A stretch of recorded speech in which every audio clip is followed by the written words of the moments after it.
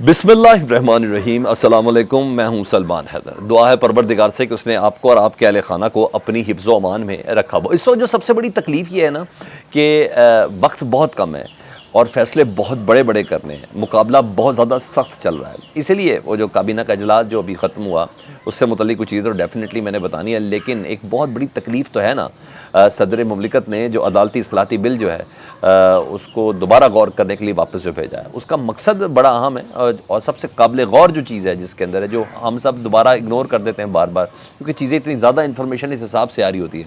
तो वो जो इस्लाहती बिल है ना, जिसको वापस भेजने का सबसे ज़्यादा गम है हुकूमत को, जो आज काबीना की टॉप स्टोरी भी थी, जब भी मैंने आगे जाके वो आपको बड़े अचंभे वाले वो कंसेंसस बताने जो इनके दरमियान हुए थे, वो ये है कि इस इस्लाहती बिल की रोशनी में ना नवाज शरीफ साहब की नाअहली ख़त्म हो रही है, क्योंकि सुओ मोटो एक्शंस के ऊपर जो फैसले हुए हैं ना, उस पर एक बार अपील का हक मिल जाएगा वन टाइम ना।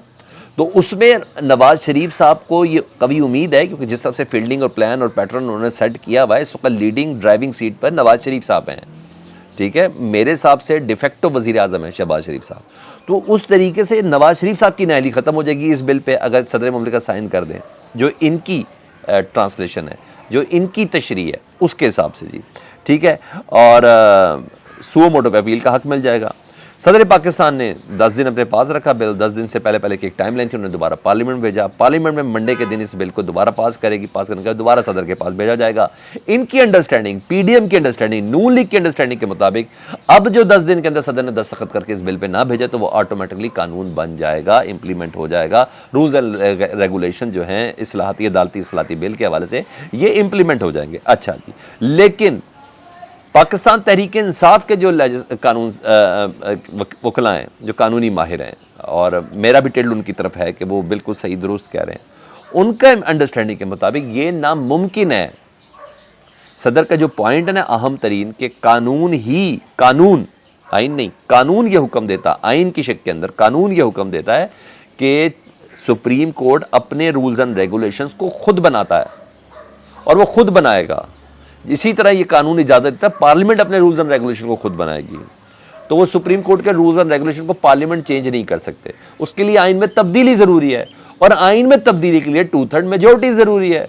2/3 मेजोरिटी के लिए 215 बंदे होना ज़रूरी है, वो इनके पास है ही नहीं, तो ये है बन ही नहीं सकता। तो पाकिस्तान तहरीक इंसाफ के कानूनदानों के मुताबिक ये मुमकिन ही नहीं है। और अब ये अगले 10 दिनों के अंदर, जब कल पार्लियामेंट से पास होकर आ जाए बिल दोबारा और सदर के बाद दस्तखत के लिए चला जाए, तो इस दौरान अंडरस्टैंडिंग ये है कि सदर मुमलिकत सुप्रीम कोर्ट में इसकी तशरीह के लिए भेजेंगे कि मैं इस पर दस्तखत करना चाहूँ कि ना चाहूँ, मुझे ये बता दें कि मुझे करना चाहिए लीगल, ज़रा थोड़ा मुझे ऑस प्रैक्टिस के सिलसिले में सुप्रीम कोर्ट मुझे गाइड कर दो। और जब तक सुप्रीम कोर्ट के पास ही होगा, तब तक इसके ऊपर किसी किस्म की कोई पेशरफ्त नहीं हो सकती। बहरहाल इस तमाम सिचुएशन पे सीजे साहब ने ना फायर ब्रिगेड का किरदार अदा किया है। अभी तक किसी जज के हवाले से उन्होंने कोई सख्त कलमात नहीं बोले, कोई ऐसी नेगेटिविटी कहीं से ऐसा नहीं लगा कि वो पर्सनल गरज के अंदर आ गए हैं। हाँ, उन्होंने सैटरडे और संडे का भरपूर दिन गुजारा जी। चीफ जस्टिस ने साथी जजेस से मुशावरत शुरू किया जी, 1 बाय 1 जी, ताकि किसी तरह इख्तलाफ का ये तासुर जो है वो कम हो सके। ख़त्म तो नहीं हो सकता, डेफिनेटली इस हद तक डीप लेके चले गए हैं लोग इस सुप्रीम कोर्ट के खिलाफात के हवाले से। तो जज से अलग अलग उन्होंने मुलाकातें की हैं। इवन आइंदा हफ्ते के जो बेंचेज़ हैं, जो मैंने आपको सुबह के वीलॉग में बताया था कि जो बेंचेज़ हैं ना, उसकी तश्कील से भी अंदाज़ा हो जाएगा कि इख्तलाफात का तासुर ख़त्म करने की क्या कोशिश की। कि सदर ने वो जो इख्तलाफी नोट भेज रहे थे, तो चीफ जस्टिस ने उनको अपने बेंच के अंदर भी शामिल कर लिया, यानी कि मेरी तरफ से किसी किस्म की कोई चीज़ नहीं है। और हाँ, इसको इस वक्त नून लीग वाले ये कह रहे हैं कि काजी फायज ईसा के हवाले से कोई दहशत गर्दी कर दी है चीफ जस्टिस साहब ने बेंचेस के तमाम अफराद से मुलाकात करते हुए ना। तो बहरहाल मंसूर अली शाह साहब ने पहले भी सुलह करवाई थी। चीफ जस्टिस उमर बंदयाल और जस्टिस काजी फायज ईसा की सुना एक ज़माने में इन दोनों की सलाम दुआ तक ख़त्म हो गई थी। देखते हैं वो क्या किरदार अदा करते हैं। लेकिन बहरहाल इत्तफाक़ राय के हवाले से उन्होंने एक पैगाम ज़रूर दिया, और छुट्टी का दिन था। काजी फायज ईसा साहब और जस्टिस अतर मिनल्लाह अब तक इख्तलाफी नोट भेज चुके हैं, और उसके बाद चीफ जस्टिस ने इस तकसीम के दाग के कि उनके दामन पर रिटायरमेंट से पहले कहना हो कि मैंने सुप्रीम कोर्ट को तकसीम किया है, उस दाग को कोई तकवीत ना देने के लिए ना, उन्होंने कहा मैं अफ़हाम व तफ़हीम के साथ चलता हूँ। हफ्ता इतवार दोनों दिन उन्होंने मुलाकातें की हैं, मुशावरतें की हैं। कोई शक नहीं, गैर रवायती अंदाज़ है ये, इससे पहले ऐसा नहीं होता। इसलिए आइंदा हफ्ते का जो रोस्टर बनाया वो भी इत्तफाक़ राय से बनाए, तमाम जजेस के मशवरों से बनाए, इख्तलाफी नोट लिखने वाले जजेस के मशवरे से ही तमाम बनाए गए हैं। اور بروز پیر یہ عوام کو ڈیفینیٹلی تاثر جائے گا کہ اندر کی جنگ ختم کرنے کا فیصلہ کیا گیا ہے سپریم کورٹ کے اندر ایز اے ادارہ. کم از کم میں نے بولا تاثر ہو، کیونکہ یہ اندر کی جنگ کو ہی مدعا بنایا ہوا نا پی ڈی ایم نے. اس جنگ کے حوالے سے سارے کام ہو رہے ہیں پارلیمنٹ کے اندر. اسی تاثر کا جو بیانیہ بنا کے پارلیمنٹ کے اندر جو قانون سازی کرنے کی کوشش کی جا رہی ہو، اور جو ججز کے اور جوڈیشری کے اوپر بدتمیزی کی جا رہی ہے، اور جو ریفرنس جس طرح کی تمام چیزیں اس وقت بنانے کی جو کوشش کی رہی ہے عدلیہ کے اوپر، وہ تمام کے تمام پی ڈی ایم نے اسی اختلاف کو گراؤنڈ بنایا ہوا نا، اور تو کچھ بھی نہیں ہے. تو اس کو ختم کرنے کے لیے نا جو انتخابات میں اختلافی نوٹ بھیجنے والے جو ججز تھے، صدر نے چیف جسٹس نے ان کو اپنے ساتھ رکھا ہے جی. جسٹس یحییٰ آفریدی اور جسٹس عطر من اللہ اس ہفتے میں بینچ پہ چیف جسٹس کے ساتھ ہوں گے جی. قاضی فائز عیسیٰ کے ساتھ محمد علی مظہر، جن کو کہا جاتا ہے کہ شاید بکواس ہی کر رہا ہوں، جن کو کہا جاتا ہے کہ وہ ممرتا بندیال کے گروپ میں جی. محمد علی مظہر صاحب کا جسٹس قاضی فائز عیسیٰ کے ساتھ بینچ بنایا گیا ہے. جسٹس منصور علی شاہ اور جسٹس عائشہ ملک، وہ 6 رکنی بینچ کا حصہ، جنہوں نے جسٹس قاضی فائز عیسیٰ صاحب کے اختلافی نوٹ کو ختم کیا تھا، ان کے احکامات کو ختم کیا تھا، ان کو جسٹس منصور علی شاہ صاحب کے ساتھ رکھا گیا ہے.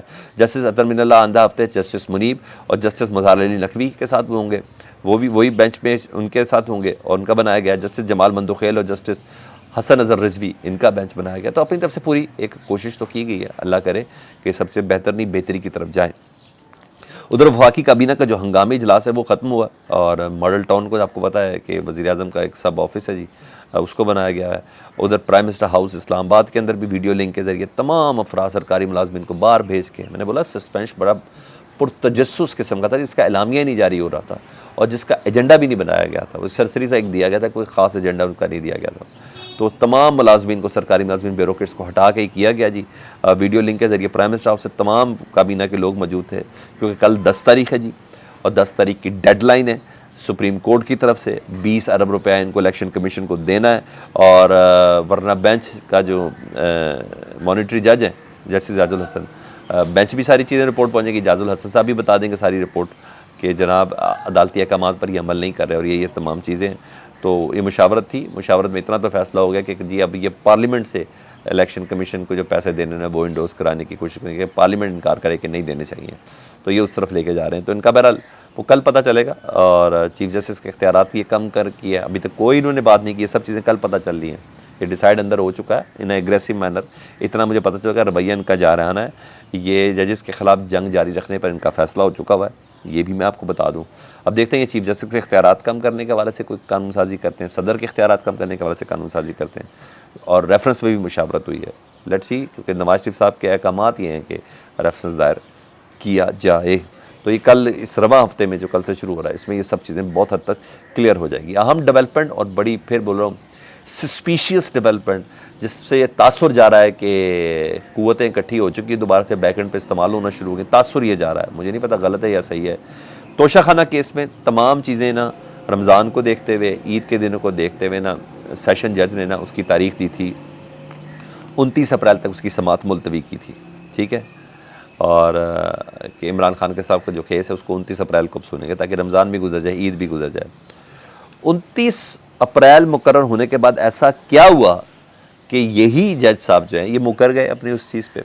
اور کیا ایسا انہوں نے، الیکشن کمیشن کا وکیل سیشن جج ظفر اقبال صاحب کے پاس گئے ہیں جی کہ نہیں سر 29 اپریل بہت زیادہ ہو چکی ہے، اس کو ذرا تھوڑا کم کر دیں. دوبارہ گئے ہیں اس فیصلے کے بعد، اور جناب کیس کو ذرا جلدی سن دیں. یہ وہی سیشن جج ظفر اقبال صاحب جن کی عدالت میں ایک بار یہ سارا ہڑا اڑی بھی ہو چکی ہے، جو فائل گم ہوئی تھی، انہوں نے اس کیس کو سننے اور درخواست پر عمل کر دیا جی. انہوں نے درخواست وکیل نے دی تھی الیکشن کمیشن کے.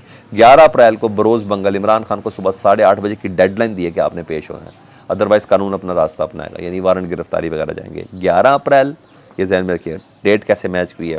الیکشن کمیشن کی توہین الیکشن کمیشن کا کیس، جس پہ کل اسلام آباد پولیس کے ترجمان نے یہ کہا تھا کہ ہم 11 اپریل کو اس پر عمل درآمد کریں گے عمران خان صاحب کی گرفتاری کے حوالے سے. اسی 11 اپریل کو سیشن جج نے بھی بلا لی جو 29 اپریل کو بلا رہا تھا. یہاں سے یہ چیزیں تو پتہ چل رہا ہے، تاثر ہے کہ کوئی بڑی گیم ہے جو دوبارہ ایکٹیو ہوئی ہے. آخر میں ایک اہم خبر میں آپ کو دوں، وہ تھی عمران خان صاحب پر جو قاتلانہ حملے کا ایک اہم کردار تھا، اس دن کا ایک اہم ترین کردار تھا. عمران خان صاحب کے بھانجے احسان نیازی اس پہ بننا چاہ رہے تھے مدعی وزیر آباد واقعے کا. تو پھر بہرحال ایک مضبوط آدمی کو چنا گیا ریاست کی طرف سے، اور مضبوط آدمی تھے جی ایس ایچ او عامر بھدر. وہ تھے، وہ ایک اہم ترین کردار ان کی آج اچانک موت ہو گئی ہے۔ کہا جا رہا ہے کہ ہارٹ اٹیک سے ہوئی ہے۔ میں اس پہ کوئی کانسپیرسی یا پراسراریت تو نہیں ڈھونڈ رہا، لیکن ماضی کے ایسے واقعات ہو چکے ہیں کہ جس میں پراسراریت بھی آ جائے، جوان جہان آدمی ہے، لیکن بہرحال ان کو ہارٹ اٹیک ہو گیا اور ذرائع ہارٹ اٹیک بتا رہے ہیں۔ مطلب صورتحال تشویشناک ہے۔ میں اس کو ڈگ آؤٹ کرتا ہوں، مزید کوئی چیزیں پتہ چلی تو میں آپ کو ضرور بتاؤں گا۔ اپنا بہت زیادہ خیال رکھیں۔ اللہم صلی علی محمد و علی محمد۔